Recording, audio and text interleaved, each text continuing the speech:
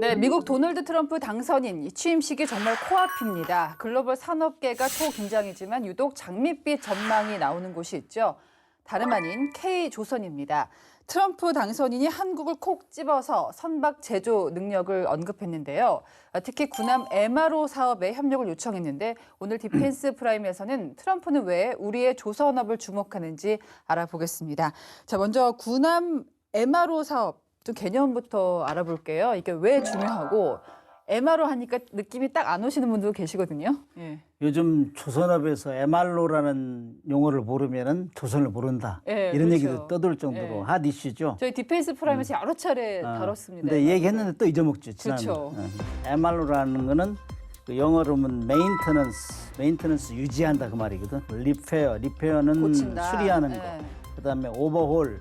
함정에서는 정기 수리, 총 분해 수리하는 거예요. 다 뜯어 고친다. 그래서 쉬운 말로 하면은 장비나 함정 이런 것들이 무기가 태어나면 처음 태어나서부터 폐기할 때까지 고장 나면 고쳐주고, 그다음에 부속이 다 다르면 교환해주고, 그다음에 어느 정도 시간이 지나면은 성능이 이제 구식이 될 거 아니에요. 그러면 성능 개량해주고, 이런 총 수명 주기 동안에 관리해주는 거, 이거를 MR로 그래요. 예. 이게 사업화되는 이유는 뭐냐?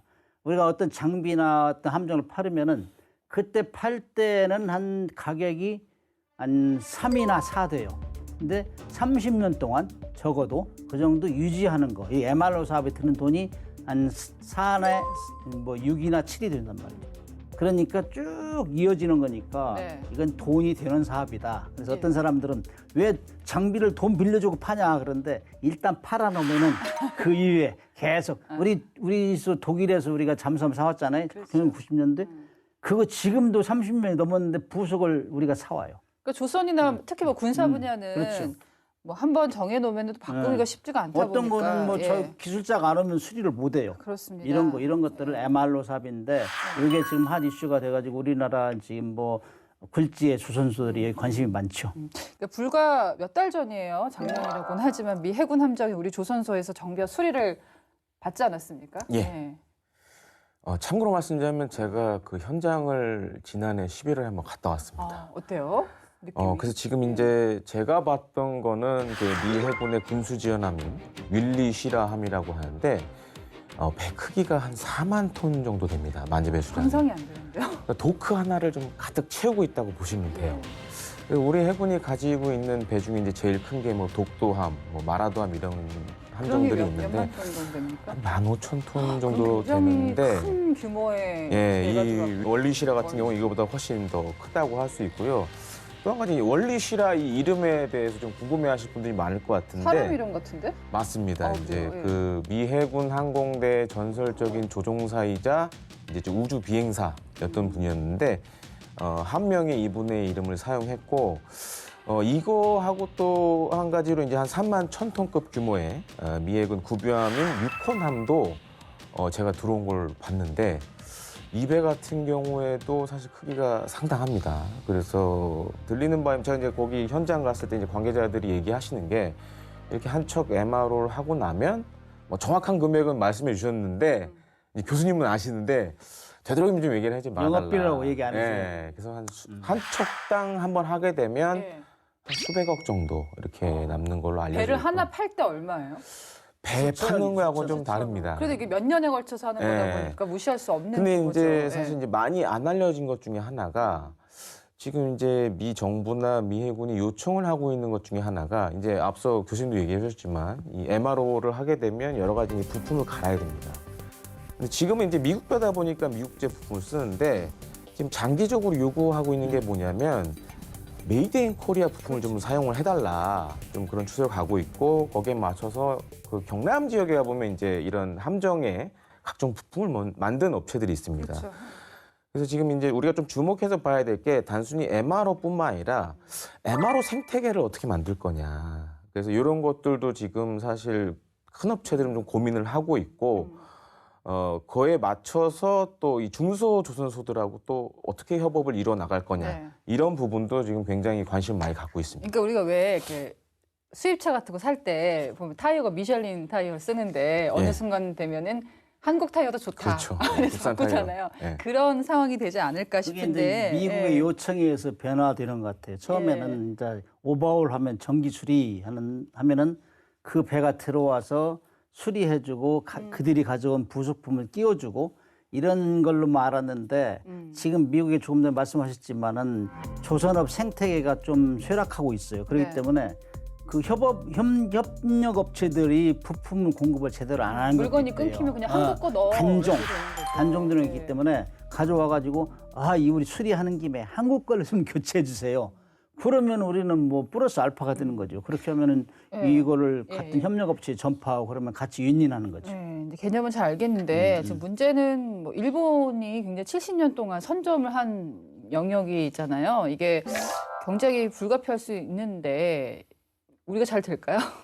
일본이랑 비교한다면. 일본은 영원한 경쟁자죠. 가격도 그래서- 싸졌을 것 그래서 같아요. 이제 엔저 때문에. 미국에서 시작한 조선업이 일본 거쳐서 우리로 왔다가 지금 중국으로 가는 이 사이클을 돌고 있는데 일본은 우리보다 먼저 시작했지만은 일본은 지금 풀 캐패시티래요. 자국 그 함정 건조하고 수리하는 데 좀 벅찬 모양이에요. 그다음 최근에 들어서 이제 호주에서도 호위함 수주를 했잖아요.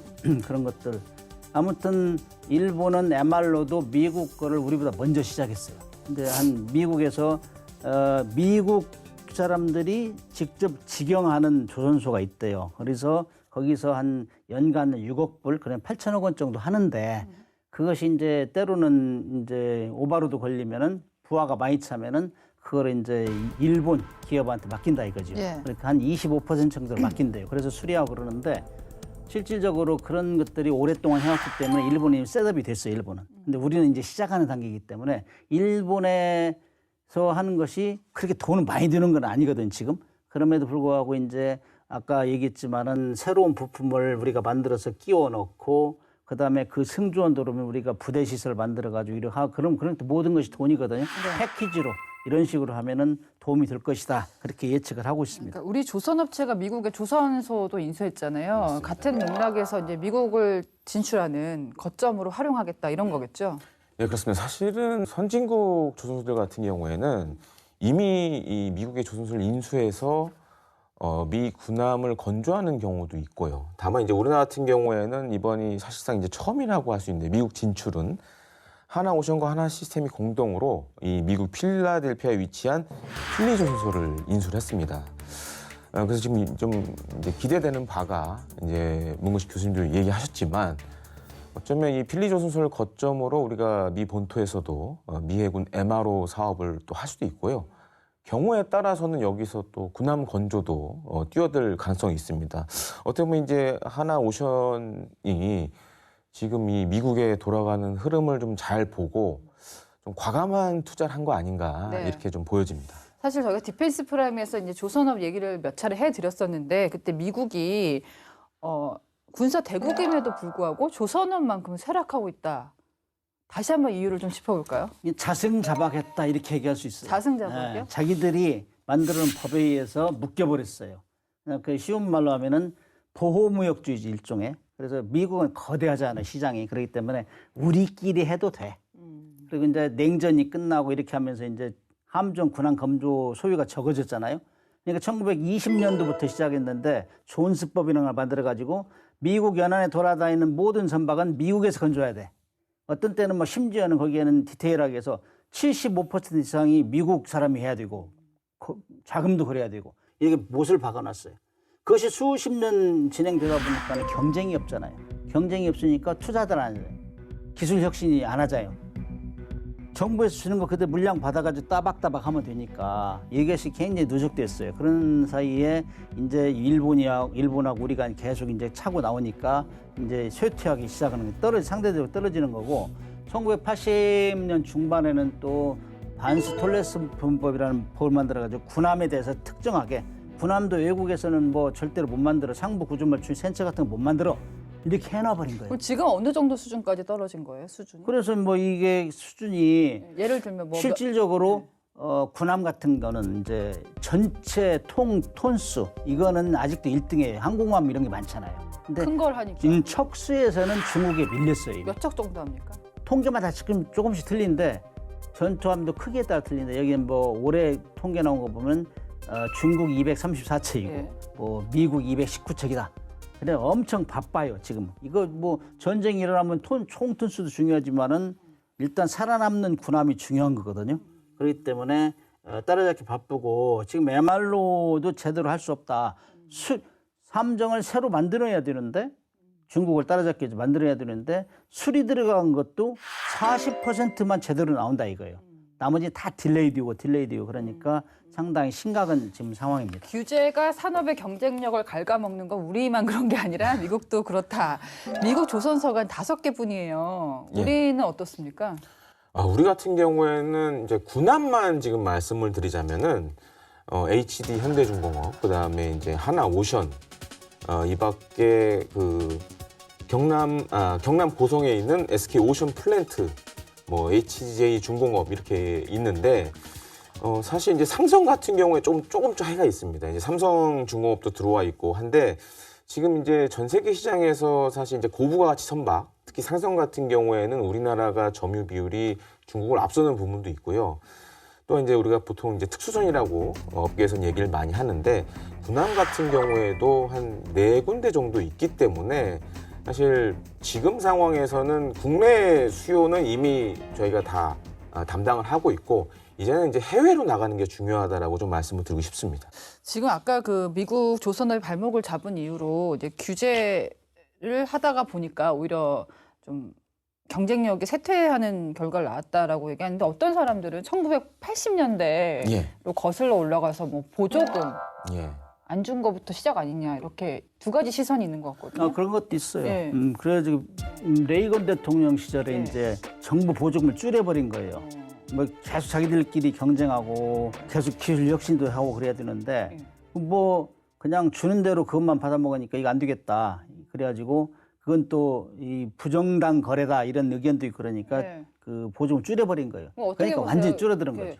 전문가로서 보시기에 기자로서 딱 보셨을 때 결정적으로 이게 조선업의 발목을 잡았다 미국에서. 그러니까 두 가지로 봐야 될 것 같아요. 전혀 상반된 상황인데 그게 다 발목을 잡은 건가요? 일종의 이제 상성 같은 경우에는 이제 어떻게 보면 미국 같은 경우에 인건비라든가 이런 것들이 사실은 그동안 우리나라보다는 상대적으로 높지 않았습니까? 후발주자한테 당연히 밀릴 수밖에 없고 군함은 조금 예외입니다. 이제 군함 같은 경우에는 미국 내에서 이제 건조를 대부분 했지만 결정타가 뭐였냐면 냉전이 끝나고 나서 특히 이제 MRO 관련돼서는 유지보수 이런 시설들, 미 해군이 갖고 있는 시설들이 있었는데 국방비가 줄면서 투자를 못한 거예요. 그러다 보니까는 지금 뭐 앞서도 이제 문구식 교수님 얘기해 주셨지만 이런 유지보수를 하더라도 지연될 수밖에 없고 그다음에 이제 가장 최근에 큰 문제가 뭐냐면 이거는 전 세계 지금 방위 산업이 다 겪고 있는 문제입니다. 코로나19로 인해서 공급망이 붕괴된 케이스가 굉장히 많습니다. 지금 미국 군함도 마찬가지라고 할 수 있는데 코로나19 기간에 제대로 이제 일을 하지 못하다 보니까 숙련된 기술자들이 다른 곳으로 이직을 하기 시작했죠. 우리도 그렇잖아요. 많이 있어요. 그리고 이제 뭐 심지어 뭐 아마존 이런 택배 관련된 걸로 간 기술자들도 많고 그래서 지금 상당히 어려운 상황인데 이거를 이제 어떻게든 돌파를 하려면 지금 해외 건조를 맡기든가 아니면 해외 조선소들이 미국 내 조선소를 인수해서 군함이라든가 상성이라든가 이런 것들을 건조할 수 있게끔 환경을 마련해줘야 될 만큼 지금 미국의 상황이 최악으로 치닫고 있다라고 좀 정리를 하고 싶습니다. 그렇다고 이게 안보와 관련된 거기 때문에 아무 나라에나 또 맡길 수도 없는 상황이고요. 지금 아까 문 교수님께서 보호무역이 조선업의 경쟁력을 갉아먹었다는 점 지적을 해주셨는데 거기서 언급되는 법이 두 가지가 있어요. 존스법하고 반스 톨레프슨 수정법. 상황이 이렇다면은 개선될 수 있는 거 아닙니까? 또 미국이 좀 탄력성이 있잖아요. 미국 내부에서도 불만이 많아요. 그래서 최근에 들어서 이 법을 능가하는 그 법을 만든 게 작년 12월 19일 날 그 여야를 넘나들어서 공화당, 민주당 해가지고 Ships for America Act 미국 선박법을 이제 발의를 했대요. 발의했는데 지금 미국의 상선이 선적이 미국 선적을 가지고 있는 상선단이 한 80여 척밖에 안 된대요. 그럼 전 세계적으로 0.02%래요. 그래가지고 전략 상선단을 선단을 만들자 해가지고 그 사람들이 향후 10년 내에 250척까지 늘려야 된다. 이런 걸 발의를 했는데 지금 바뀌잖아요, 이제 정부가. 그래서 아마 연이어서 될 거다 그랬는데 지금 문제는 이 법 때문에 그동안 못한 것들을 지금 새로운 법을 개정하면서 빨리 우리가 이런 거를 좀 개선하자 이런 의견이 굉장히 샘솟는 것 같아요. 그런데 다행스러운 거는 트럼프 대통령은 법보다도 말을 앞서는 사람이거든. 또 지금 예. 뭐 그 국회 의회 상황도 그러니까 유리하잖아요. 예. 그 양반이 제일 잘한 게 이제 행정명령 발의하는 거예요. 미국 행정명령을 대통령이 하는 게 많아요. 그래서 이제 예를 들면은 반스 톨레프슨법에 보면은 대통령이 수정할 수 있다고 돼 있어요. 거기에. 우리랑은 그런 게 많이 다르네요. 그래서 네. 미국은 법이 많이 발달하기 때문에 그런 것 때문에 이제 수정될 가능성이 많고 대통령이 선거 기간부터 우리한테 이렇게 이제 요청하고 조선업 협력 요청하고 하는 것들은 다 여론을 봤기 때문에 그러고 자기들이 필요한 건 하게 돼 있어요. 근데 이 법, 존스법, 반스 톨레스법 이런 것도 있는데 또 답답한 것 중에 하나 미국은 남문나라 무기가 시장에 진입하기 굉장히 어려워요. 자기들은 미국하고 상호 국방 조달 협정을 맺지 않으면은 자기들 비슷한 가격은 막 50%를 돈을 더 부과하는 거예요. 근데 그게 자기 나라에서 만든 그 부품이 65% 이상 들어가지 않으면 그 부과를 하는 거예요. 그러면 경쟁이 안 되죠. 그런 것 때문에 굉장히 불합리하다 하는 여론이 지배하기 때문에 이런 것도 하나의 작용이 되고 있어요. 그래서 우리는 아무튼 그런 모든 법을 제약을 뚫고 들어가자. 이번에 조선을 볼 계기로 해서 우리가 한번 들어가 보자. 이렇게 지금 치고 들어가는 상황이 있습니다. 뭐 조선 군함에서 꽃은 뭐 항공모함이잖아요. 항공모함의 또 세계 최고는 역시 미국인데 중국이 그래도 많이 따라왔다. 또 해군력도 많이 따라잡았다. 어느 정도일까요? 사실은 뭐 앞서도 문근식 교수님 얘기해 주셨지만 군함이 척수도 중요하지만 이 크기를 재는 것 중에 이제 배수량이 있습니다. 이제 배수량 측면에서는 여전히 세계 1위는 미해군입니다.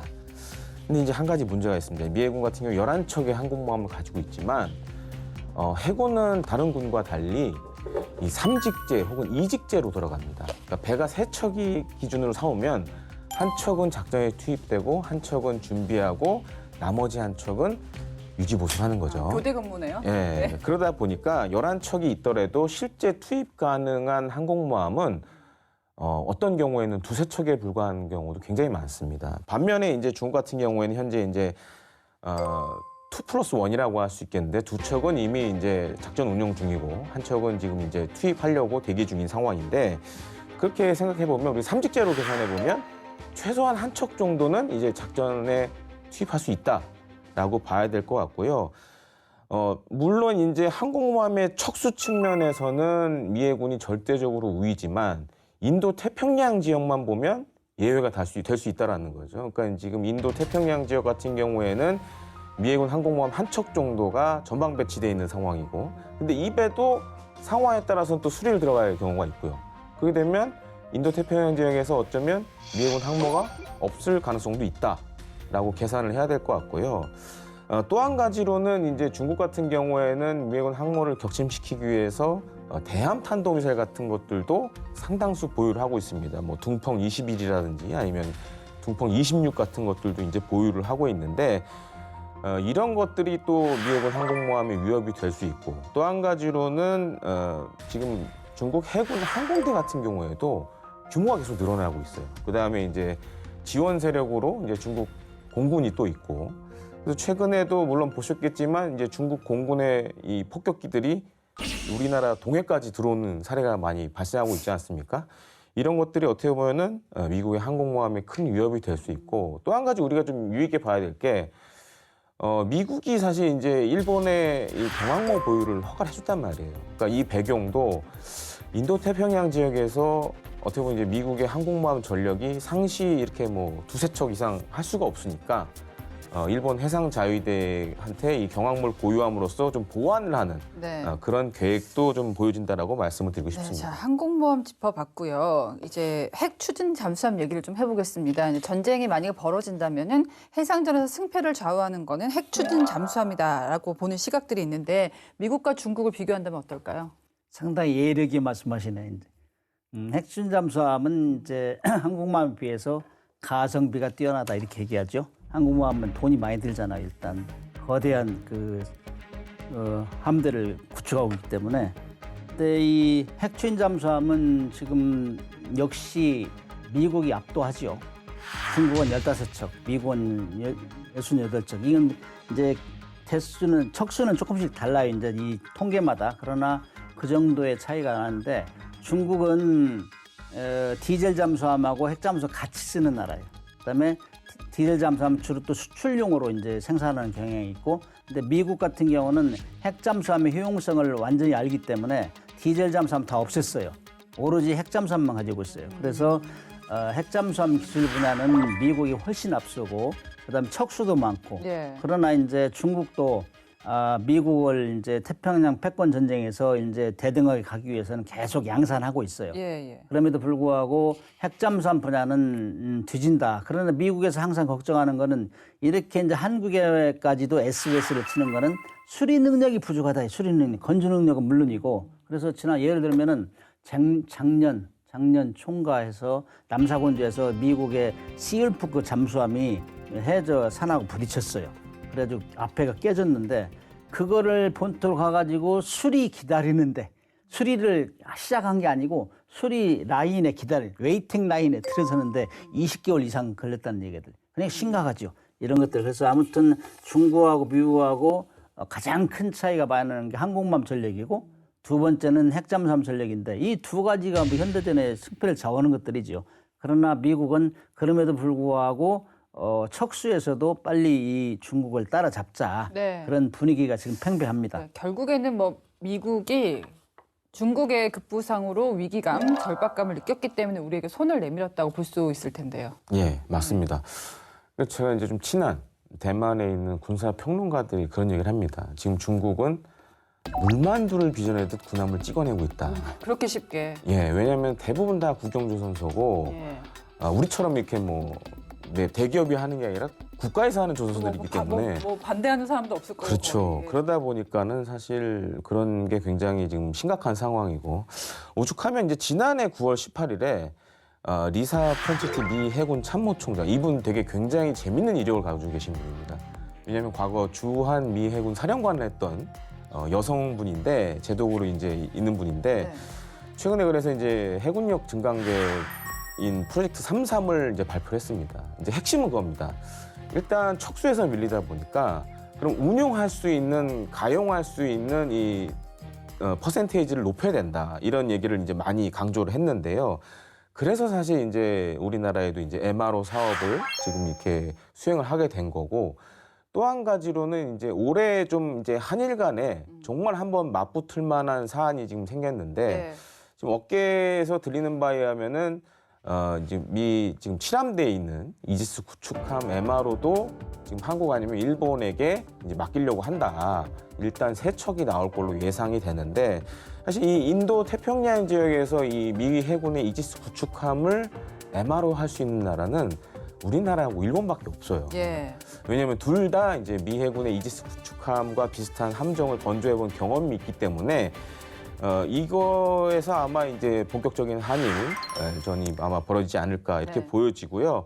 이렇게 따져보면 향후에 우리나라의 이 미 해군 MRO 사업이 전망이 굉장히 밝다라고도 좀 말씀을 드리고 싶습니다. 네. 시청자 가운데서 밀리터리 덕후 분들이 많으시잖아요. 아마 이번 이슈 참 좋아하실 것 같습니다. 미국이요, 세계 최강 해군력을 전 세계에 과시하기 위해서 대규모 함대를 이끌고 세계 일주를 한 적이 있는데 기억하시는지요? 딥하고에서 보겠습니다.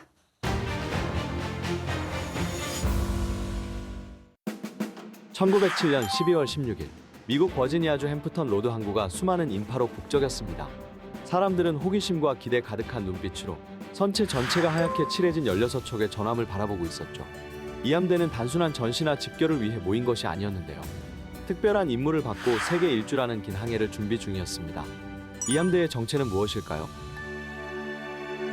1898년 스페인과의 전쟁에서 승리한 미국은 쿠바, 필리핀 등 해외 영토를 획득하며 강대국의 반열에 오르기 시작합니다. 하지만 그 무렵 태평양 너머에서는 또 다른 강대국이 떠오르고 있었죠. 바로 청일전쟁과 러일전쟁에서 승리한 일본이었습니다.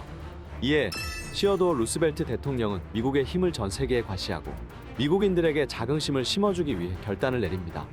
대학 시절부터 해군의 중요성을 연구한 루스벨트 대통령은 해양을 지배하는 자가 세계를 지배한다는 알프레드 마한의 해양력 이론에 영감을 받아 미국의 해군력을 강화하고 이를 전 세계에 보여주기로 하죠.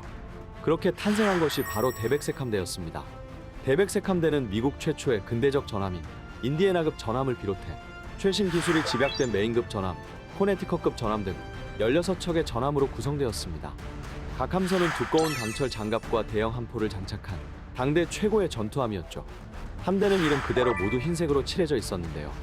흰색은 순수함과 평화를 상징하는 동시에 미국 해군의 정비와 유지 능력이 뛰어나다는 것을 보여주는 메시지였습니다. 대백색 함대는 14,000여 명의 선원과 장교를 태우고 14개월에 걸친 긴 항해에 나섰습니다. 첫 기항지인 스페인령 트리니다드를 시작으로 남미, 뉴질랜드, 호주, 아시아, 이집트 수에즈 운하, 지브롤터 등 20여 개국의 주요 항구를 방문하며 세계 일주를 이어갔습니다. 기항지마다 웅장한 함선을 보기 위해 수많은 사람이 몰려들었는데요. 뉴질랜드 오클랜드 항에서는 10만 명, 호주의 시드니 항에서는 60만 명이 넘는 인파가 대백색 함대를 열렬히 환영했습니다. 특히 일본의 기세가 올라가던 당시 안보를 우려하던 뉴질랜드와 호주는 대백색 함대의 기항을 계기로 미국과 더욱 가까워졌고 이때 호주, 뉴질랜드, 미국 상호방위 조약의 기틀이 마련됐습니다. 대백색 함대는 당시 견제국이었던 일본에도 정박했습니다. 일본은 의외로 극진한 환영을 보였는데요. 일본 해군은 연합함대를 편성해 대백색 함대와 함께 요코하마항에 입항하는 행사를 열었고 어린이 5만여 명이 성조기를 흔들며 미국 국가를 부르기도 했습니다. 일본 왕은 대백색 함대 장교들을 초청해 성대한 오찬을 베풀며 우호를 표시했죠. 그런데 환대 속에서도 묘한 긴장감이 흐르고 있었습니다. 미국과 일본은 서로의 군사력을 주의 깊게 살피며 힘의 균형을 파악하고 있었죠. 한편 미 해군은 14개월 동안의 항해로 훗날 대규모 해양 작전을 효과적으로 수행하기 위한 전략적 토대를 마련했는데요. 이 기간 동안 장거리 작전에서 요구되는 훈련 방법과 보급, 유지 및 보수 기술을 습득할 수 있었죠. 1909년 2월 22일 대백색 함대는 출항지였던 햄프턴 로드항으로 귀환합니다. 수천 명의 시민이 함대를 맞이하며 환호했고 언론은 미국 해군의 위대한 승리라며 높이 평가했습니다.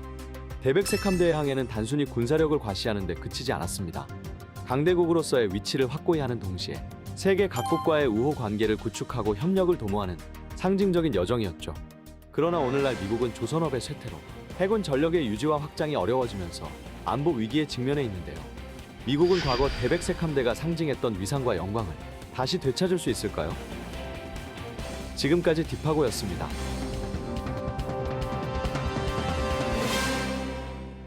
네, 알면 알수록요. 트럼프 미 대통령 당선인이 우리 조선업에 관심을 가질 수밖에 없다. 거의 확신을 들게 되는데 미국 전투함 교체 사업 규모가 어느 정도 됩니까?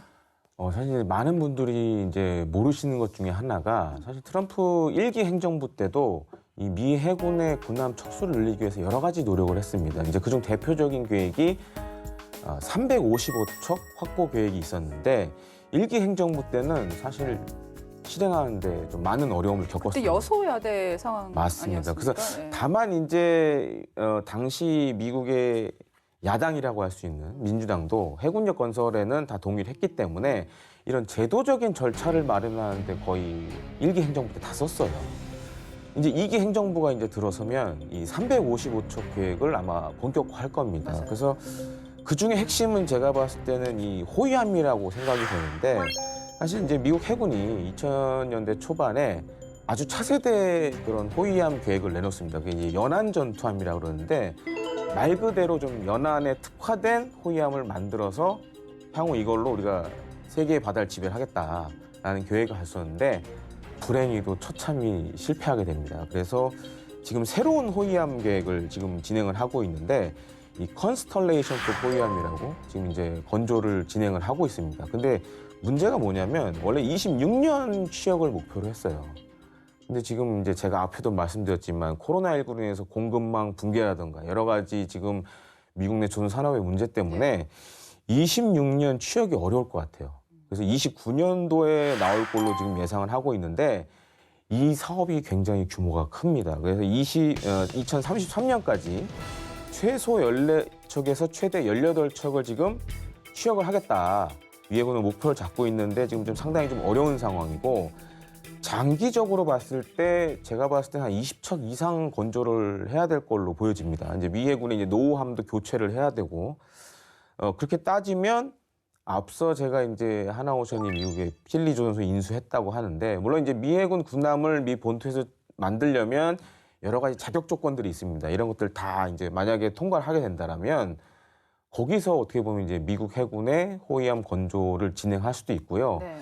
또 한 가지로는 뭐 최근 나온 소식이지만 이 트럼프 대통령이 굉장히 이걸 중요하게 보고 있어요. 그래서 해외에서 건조하는 것도 생각해 볼 수 있다라는 파격적 얘기도 나오고 있어서 네. 어떻게 보면 우리 조선 산업이 MRO뿐만 아니라 미 해군의 신형 전투함 건조 가능성도 높아지고 있는 그런 상황입니다. 돌이켜 보면 우리가 이제 한국 전쟁, 6.25 전쟁 끝나고 나서 반도체랑 조선을 키운 게 참 지금까지도 큰 보탬이 되고 있고, 뭐 반도체 같은 경우는 최근에 어렵다고는 하지만요. 이제 조선업이 우리가 참 역사가 이제 꽤 됐습니다. 언제 수출을 처음 했나 봤더니 1987년부터 현재까지 40여 척을 해외로 수출했습니다. 이게 40여 척이라는 게 자동차 40척하고는 규모가 다르기 때문에 엄청난 성과였는데 최근엔 또 페루에 함정 4척을 공동 건조하는 계약도 체결을 했습니다.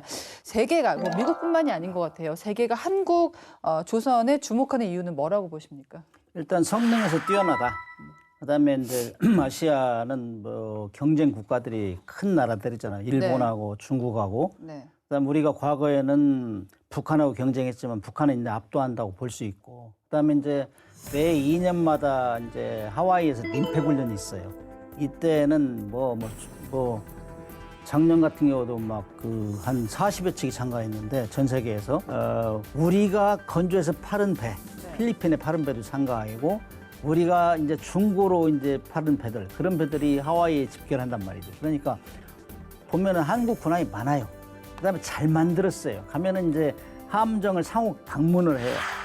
일본 배도 방문하고 일본이 우리도 오고 그다음에 배를 살려는 나라들. 그래서 그걸 보면은 군함의 수준의 국내 수준이다. 이런 걸 느낄 수 있어요. 그건 다 소문이 나는 거예요. 그래서 이제 우리가 이제 함정 같은 경우는 그런 그 정비 능력이라든지 그다음에 그 훈련하는 양상 이런 걸 보면은 그 수준을 알기 때문에 한국을 사야 되겠다. 근데 소문이 난 것 중에 하나가 미국비는 비싸요. 인건비가 비싸고 배값도 비싸요. 근데 한국은 일본보다도 싸고 그래서 이 가성비라고 하죠. 가격 대 성능.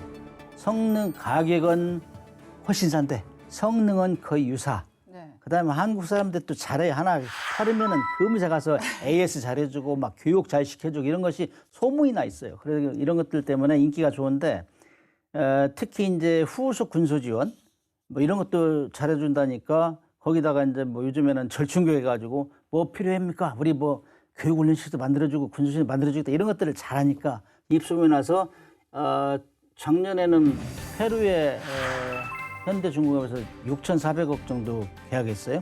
그리고 함정 4척을 수출하는데 이런 것들 해가지고 아마 당분간은 그동안은 이제 러시아 우크라이나 전쟁 때문에 지상 공군 무기가 팔렸다면 이제 해군 무기로 가고 있는 상황이다. 이렇게 얘기할 수 있죠. 이번에 이지스함 얘기 좀 해보겠습니다. 저는 이제 이 배 이름이 나오면 참 반갑습니다. 정조대왕함. 왜냐하면 제가 진수식 사회를 봤었거든요. 아, 저도 기억이 납니다. 근데 저도 이렇게 앞에서 이런 큰 이지스함을 본 게 처음이었기 때문에 예. 대단하다라는 생각을 했습니다. 실제로 미국 해군성 카를로스 델 토로 장관이 이제 지난해 방문해서 예. 이 배에 관심도 보였었는데 이게 이제 해군의 인도가 됐어요. 우리나라 이지스함이 세계 최정상급 성능을 갖추는 것을 평가를 받고 있는데 아예 우리 거를 하는 걸 넘어서 예. 미군의 항공모함이나 뭐 최첨단 이지스함을 직접 건조할 수도 있을까요? 아, 저도 그런 꿈을 좀 많이 꾸고 있는데 네. 뭐 당장은 좀 쉽지는 않을 것 같습니다. 일단 미국 내 여러 가지 이제 법적 제도적인 문제들이 어떻게 해결이 되느냐 거기에 따라서 좀 상황을 좀 봐야 될 것 같고 다만 좀 이 얘기를 드리고 싶어요. 이제 우리 문구식 교수님도 얘기를 하셨지만 우리나라가 건조 능력이라든지 이런 부분에서는 사실은 뭐 세계에서 뒤지지 않는 실력 갖고 있고 특히 이제 이지스 구축함도 이 정조대왕 같은 경우에도 미국이 만든 알레이버크급 구축함을 사실 이 따와서 비슷하게 만든 겁니다. 네. 거기에 다만 이제 우리 해군의 작전 요구를 더해서 사실 미국 해군 이지스 구축함에 없는 능력도 우리는 집어넣는데 그런 측면 특히 이제 실제로 이제 대공전 능력 같은 경우에는 미국이 이지스 전투 체계를 사용하지만 거기엔 또 우리나라 국산 무기 또 들어가 있고요. 이 밖에 이제 대잠전, 이제 잠수함을 잡는 대잠전 같은 경우에도 소너라든가 이런 것들은 다 이제 국산화를 했고. 네.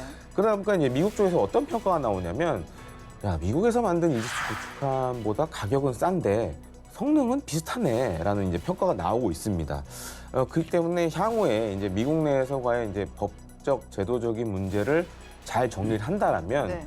우리 조선소가 사실 이지스 구축함을 만들었기 때문에 해외에서 만다 그러면 일본 아니면 우리나라가 될 가능성이 상대적으로 높다라고 좀 말씀을 드리고 싶습니다. 자, 우리가 지금까지 디펜스 프라임에서 쭉 이제 한국 조선업의 좋은 점을 많이 얘기를 했어요. 그래서 어떤 분들은 아니 저 전문가들이 나와서 국뽕에 넘친 분석을 하는 게 아니냐라고 보실 것 같아서 질문을 준비했는데 예. 최근에 이제 호주 호위함 사업 수주전이 있었거든요. 예. 이 10조 원 규모예요. 근데 우리나라 조선소가 다 선정이 안 됐어요. 한 군데도. 그렇게 잘 나간다면서. 사실 저는 예상을 했습니다. 안 될 줄 알았습니다. 왜요? 왜냐하면 첫 번째 네. 문제가 있었습니다. 이게 왜냐하면 이제 호주 해군 같은 경우에 아시다시피 호주는 섬나라죠. 네. 그리고 이제 태평양이라는 거대한 바다를 갖고 있고. 근데 이제 우리 업체들이 제시한 이 차기 호위함 배치 2나 배치 3 같은 경우에는 사실 우리 해군의 지역 함대에서 쓰기 위해서 만들어졌습니다. 그러니까 지역 함대가라 그러면은 동해, 서해, 남해에서 작전하기 위해서 만들어진 배예요. 이런 건 호주에 맞춤형으로 할 수 없나요?